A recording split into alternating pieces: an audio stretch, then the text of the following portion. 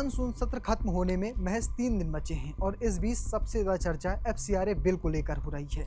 इस बिल पर भारत ही नहीं अमेरिका में भी घमासान मचा है और सरकार दुविधा में है। तो सवाल उठता है कि आखिर विदेशी चंदे यानी FCRA कानून में सरकार क्या बदलाव करना चाहती है और इसे धर्म से क्यों जोड़ा जा रहा है, क्यों विपक्षी दल और विदेशी संस्थाएं इसका विरोध कर रही हैं। संसद में बहुमत होने के बावजूद सरकार के सामने क्या मजबूरी है, इस रिपोर्ट में पक्ष विपक्ष दोनों के बयान के साथ FCRA को समझेंगे और वीडियो में आखिर तक बने रहिएगा। आसान भाषा में सब कुछ समझाएंगे। चुनावी बिसात सोमवार से शुक्रवार शाम 7 बजे।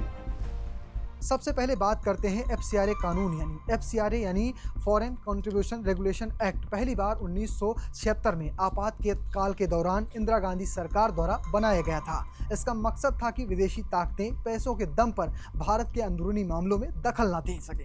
साल 2010 और साल 2020 में इसमें कड़े बदलाव किए गए थे, जैसे प्रशासनिक खर्च की सीमा 50% से घटाकर 20% करना और विदेशी पैसा सिर्फ दिल्ली की SBI शाखा में मंगाना। अब 2026 में सरकार ने इसमें 3 बड़े बदलाव या कहें 3 नियम जोड़े हैं। पहला नियम है संस्थाओं को अपने रजिस्ट्रेशन सर्टिफिकेट में साफ बताना होगा कि विदेशी पैसा किस खास काम और किस राज्य में खर्च होगा। दूसरा, विदेशी चंदे के पैसे से धर्म परिवर्तन कराना पूरी तरह अवैध है। ये दोनों नियम जून 2026 से लागू हो चुके हैं। तीसरा और सबसे अहम बदलाव जो FCRA संशोधन विधेयक के रूप में संसद में अटका है, अगर किसी NGO का रजिस्ट्रेशन रद्द या खत्म हो जाता है तो विदेशी चंदे से उसकी बनी संपत्ति और बचे हुए पैसे की देखरेख सरकार द्वारा नामित एक अथॉरिटी करेगी। सरकार का तर्क है कि इससे पारदर्शिता आएगी, राष्ट्रीय सुरक्षा मजबूत होगी। लेकिन इस संशोधन बिल को लेकर विवाद गहराता गया है। ईसाई मिशनरियों ने और NGOs ने की तरफ से सबसे बड़ी चिंता है, अगर फॉर्म भरने में कोई मामूली कागजी गलती हो जाती है या रजिस्ट्रेशन रिन्यू नहीं होता है तो उनकी सालों पुरानी ज़मीन और इंफ्रास्ट्रक्चर उनके हाथ से निकल जाएगा। ऑल इंडिया क्रिश्चियन काउंसिलिंग और Catholic bishop conference of India ने इसे लेकर आपत्ति जताई है। वहीं कांग्रेस नेता शशि थरूर का कहना है कि पहले से मौजूद सख्त नियमों की वजह से विदेशी फंडिंग 87% या 87% तक घट चुकी है और नए नियमों से स्कूल अस्पताल चलाने वाले सामाजिक संस्थान बंद हो जाएंगे। संसद में जारी इसी गतिरोध और बयानों के बीच सपा अध्यक्ष अखिलेश यादव और सांसद डिंपल यादव ने सरकार पर जोरदार निशाना साधा है। FCRA ला रहे हैं, लेकिन भारत की सरकार ने ये भरोसा दिलाया था, बीजेपी ने ये भरोसा दिलाया था कि भारत का पैसा बाहर नहीं जाएगा। भारत से न जाने कितने लोग कितना पैसा ले गए, ऑफिशियली ले गए और अनऑफिशियली ले गए। आप बताओ कितना पैसा लेके भाग गए भारत के लोग, बैंकों का बड़े पैमाने पे ले गए। उसके लिए क्या कानून था? सच्चाई ये है कि ये संस्थाओं को कब्जा करना चाहते हैं। जो इंस्टीट्यूशंस हैं, FCRA के आने के बाद इंस्टीट्यूशंस पर कैसे कब्जा करें। भारतीय जनता पार्टी बहुत बड़ी भूमाफिया पार्टी है। उत्तर प्रदेश के संदर्भ में मैं ये कह सकता हूं, सबसे बड़ी भूमाफिया पार्टी अगर कोई है तो भारतीय जनता पार्टी है। इन्हें तालाब दिखाई दे जाए, इन्हें खाली जमीन दिखाई दे जाए और अयोध्या जैसी पावन धरती पर, पवित्र स्थान पर कितना बड़ा आस्था का खिलवाड़ हुई बताइए आप। जमीनों के 15 मिनट में रेट बढ़ गए बताइए आप। ये तो एक खुलासा हुआ है। हम तो कह रहे हैं कि आप पत्रकार साथियों, आप लोग भी रजिस्ट्रियां ढूंढ करके लाइए और दिखाइए कि ये रजिस्ट्रियां हुई हैं। रजिस्ट्रियां नहीं दिखा रहे। जो FCRA बिल आ रहा है कहीं ना कहीं लोगों को इंटिमिडेट करने के लिए आ रहा है और कहीं ना कहीं जो प्रॉपर्टीज हैं जो डिफरेंट NGOs के अंदर में, जिस रजिस्टर्ड ऑर्गेनाइजेशंस के अंदर में, उस पे कहीं ना कहीं निगाह सरकार की है और नहीं ना कहीं ये माइनॉरिटीज को भी इन्फ्लेक्ट करने के लिए ये बिल लेके आया जा रहा है। और जहां सभी ये ऑलरेडी ये ऑर्गेनाइजेशंस जो हैं ये रजिस्टर्ड हैं, तो हमारी ये मांग है कि सरकार बताए कि क्या RSS रजिस्टर्ड है या नहीं है, और अगर नहीं है तो उसके चलाने के लिए जो पैसा है उसकी व्यवस्था कहाँ से हो रही है। कहीं ये दूध का दूध और पानी का पानी से रिलेटेड तो नहीं है, कहीं दोनों चीजें एक दूसरे से जुड़ी तो नहीं है। इस बात पे भी हमें स्पष्टीकरण चाहिए सरकार की तरफ से। दूसरी तरफ कांग्रेस ने भी साफ कर दिया कि हम FCRA बिल का विरोध करेंगे। इसके साथ ही संसद में हंगामे पर सरकार को भी कटघरे पर खड़ा कर दिया है।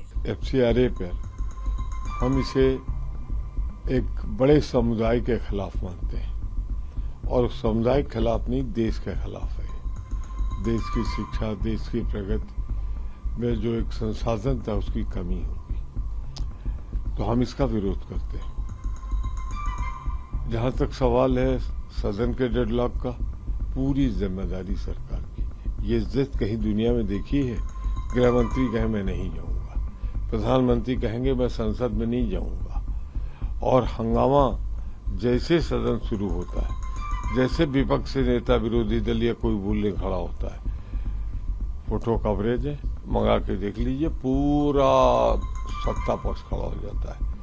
तो सत्ता पक्ष के पास बहुत कुछ छिपाने को है, सत्ता पक्ष कुछ कर नहीं पा रहा है, तो वो संसद नहीं चलने दे रहा है।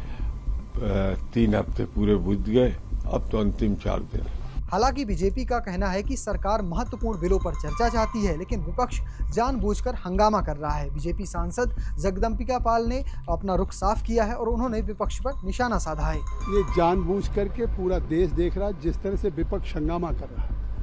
आज 17 दिन से रांची में अनशन कर रहे हैं वहाँ के झारखंड पब्लिक सर्विस कमीशन या झारखंड सबॉर्डिनेट सर्विसेज के लोग, और इसके बावजूद आज वहाँ मार्च कर रहे हैं विधानसभा। वहाँ राहुल गांधी नहीं जा रहे हैं, अखिलेश नहीं जा रहे हैं, इसलिए कि इंडिया का गठबंधन है, और यहाँ पे हाउस नहीं चलने दे रहे। आज 4 बिल इंट्रोड्यूस हो रहा है, FCRA हो, डिलिमिटेशन हो, महिला आरक्षण के लिए सरकार कटिबद्ध है।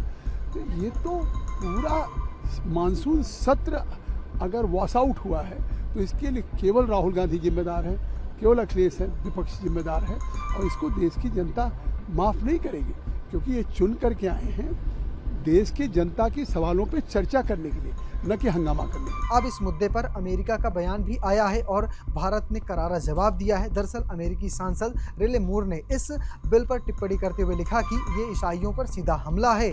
अब इस पर भारत सरकार ने करारा जवाब दिया है। विदेश मंत्रालय के प्रवक्ता रणधीर जायसवाल ने साफ कर दिया है कि भारत में कानून बनाना हमारा आंतरिक मामला है और संसद ही इस पर फैसला लेगी। उन्होंने अमेरिका को आड़े हाथों लेते हुए कहा कि अमेरिका समेत दुनिया के कई देशों में विदेश से फंड आने वाले जो फंडिंग को कंट्रोल करने के लिए अलग अलग नियम पहले से मौजूद हैं। उन्होंने अमेरिका, कनाडा जैसे देशों का भी नाम लिया है। We have seen the comments. Legislative matters concerning India are our internal affairs on which decisions are taken by the Parliament of our country. I would also like to point out that there are several nations, including the United States, which regulate the flow of foreign funds. अब सवाल उठता है कि क्या सरकार FCRA bill को पास करा पाएगी। आंकड़ों के हिसाब से देखें तो इस बिल को पास कराने के लिए सिर्फ साधारण बहुमत की जरूरत है। लोकसभा में एनडीए के पास 318 सीटें हैं, बहुमत के लिए 271 की जरूरत है। राज्यसभा की बात करें तो वहां एनडीए के पास 152 सीटें हैं, बहुमत के लिए 123 सीटों की जरूरत है। यानी सरकार के पास बिल पास कराने के लिए पूरे नंबर मौजूद हैं। फिर सरकार के सामने दुविधा क्या है? राजनीतिक जानकारों का मानना है कि असल पेश टाइमिंग और परसिमन बिल का है। सरकार का सबसे बड़ा एजेंडा परसिमन बिल है इस वक्त, और जिसके लिए 2/3 बहुमत की जरूरत होगी। सरकार इसके लिए डीएमके, एनसीपी, शरद पवार और वाईसीआर कांग्रेस जैसी पार्टियों का समर्थन जुटाने में लगी है। लेकिन दुविधा यह है कि ये सहयोगी दल FCRA बिल का सख्त जो प्रावधान है उनकी खिलाफत कर रहे हैं, क्योंकि उन्हें अपने वोट बैंक के नुकसान का डर है। अगर सरकार उनकी मर्जी के खिलाफ जबरन FCRA बिल पास करा लेती है तो परसिमन बिल पर उनका समर्थन हासिल करना नामुमकिन हो सकता है। यानी सरकार एक ऐसे मोड़ पर खड़ी है जहां FCRA बिल को आगे बढ़ाने पर परसिमन बिल का गणित बिगड़ सकता है, और यही ही सबसे बड़ी वजह है कि अमेरिकी दबाव को खारिज करने के बाद भी संसद के आखिरी 3 दिनों में ये पूरा मामला दिलचस्प मोड़ पर पहुंच चुका है। फिलहाल आपको क्या लगता है, क्या सरकार इस सत्र में FCRA बिल को पास करा लेगी या फिर परसिमन बिल के लिए सरकार को पीछे हटना पड़ेगा? फिलहाल आपकी क्या राय है, कमेंट बॉक्स में लिखिएगा, और देश दुनिया की खबरों के लिए जनसत्ता को सब्सक्राइब करना, फेसबुक पेज में फॉलो करना बिल्कुल भूलिएगा। धन्यवाद। जहां नेता चले चालें और वोटर करे हिसाब, हर सीट पर तगड़ी जंग, हर गली में हंगामा, कुर्सी के खेल में छुपा है बड़ा ड्रामा। कौन जीता कौन हारा, संपूर्ण विश्लेषण, सत्ता का हर तड़का सिर्फ जनसत्ता पर। चुनावी बिसात सोमवार से शुक्रवार शाम 7 बजे।